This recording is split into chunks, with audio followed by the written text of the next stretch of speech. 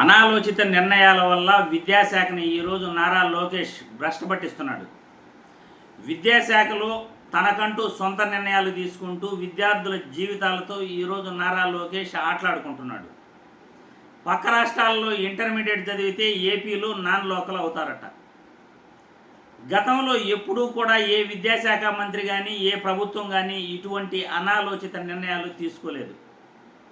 ఒకవేళ హైదరాబాద్ కానీ చెన్నై కానీ బెంగళూరులో కానీ ఆ విద్యార్థి మేము ఎంబీబీఎస్లో చేరాలనో లేకపోతే మంచి ఇంజనీరింగ్ కళాశాలలో చేరాలనో అతను ఇంటర్మీడియట్ కానీ చదివినట్లయితే అతను ఏపీలో నాన్ లోకల్ అవుతాడట. ఏపీలో పుట్టి పెరిగి 10th వరకు ఇక్కడే చదివి వాళ్ళ కుటుంబం మొత్తం ఇక్కడే కాపురం ఉండి మంచి చదువు కోసం మంచి కళాశాలలో ప్రవేశాల కోసం ఆయన ఇతర రాష్ట్రాల్లో ఇంటర్మీడియట్ చదువుకుంటే ఆ విద్యార్థిని నాన్ లోకల్ విద్యార్థిగా ఏపీలో పరిగణిస్తూ జీవోలు విడుదల చేయటం ఇది దుర్మార్గమైన చర్యగా మనం చెప్పుకోవచ్చు. విద్యాశాఖ మంత్రిగా అయిన తర్వాత నారా లోకేష్ నిర్ణయాలు ఎలా ఉన్నాయి అంటే 10th మూల్యాంకనం దాదాపు 60,000 మంది రీవాల్యుయేషన్కి అప్లై చేసుకున్నారు. దాదాపు 60,000 మందిని వీళ్ళు ఫెయిల్ చేసేశారు. 30 మార్కులు వచ్చిన వాళ్ళని 19 మార్కులుగా, 99 మార్కులు వచ్చిన వాళ్ళని 19 మార్కులుగా, 5 మార్కులుగా, 90 మార్కులు వచ్చిన వాళ్ళని 15 మార్కులు, 10 మార్కులుగాను ఇలా దాదాపు 66,000 మందిని 10th మూల్యాంకనంలో ఫెయిల్ చేసేయడం జరిగింది. లబోదిబోం అంటూ విద్యార్థులు మాకు 90 మార్కులు పైన రావాలి, మాకెందుకు 5 మార్కులు 6 మార్కులు వచ్చాయని వాళ్ళు మూల్యాంకనానికి పేపర్ రీవాల్యుయేషన్కి వెళ్తే అప్పుడు ఈ యొక్క బండారం అంతా బయటపడింది. మూల్యాంకనంలో ఉపాధ్యాయులు చేసిన తప్పులకు, విద్యాశాఖ చేసిన తప్పులకు విద్యార్థులు బలైపోయారు. ఆ టీచర్లను అడిగితే మా పైన విపరీతమైన ఒత్తిడి పెట్టేశారు, 5-6 రోజుల్లోనే పేపర్ కరెక్షన్ పూర్తయిపోవాలన్నారు, మేమేం చేయాలి అంటూ ఉపాధ్యాయులు చేతులెత్తేశారు.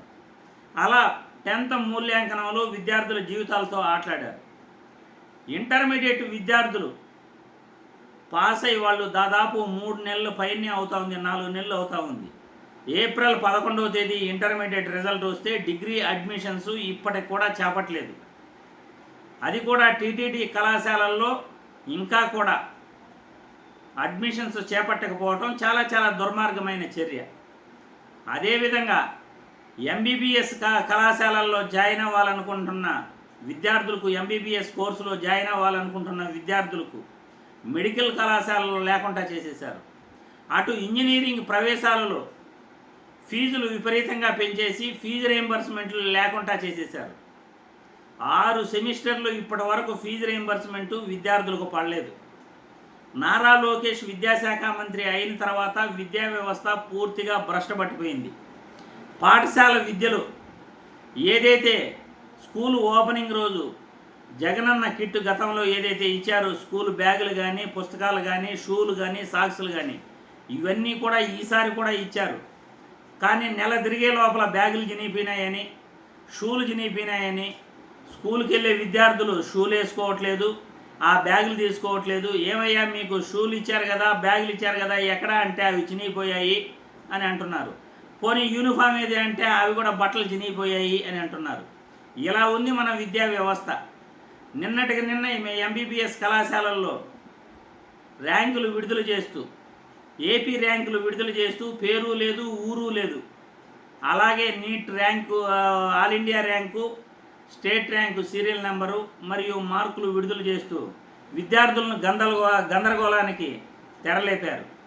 ఇటువంటి నిర్ణయాలతో ఇప్పుడు స్థానికత పేరుతో 10వ తరగతి నుండి 11వ తరగతి, 12వ తరగతి బయట ఎక్కడైనా చదివిన ఆ విద్యార్థులు ఏపీలో నాన్ లోకల్గా పరిగణింపబడతారట.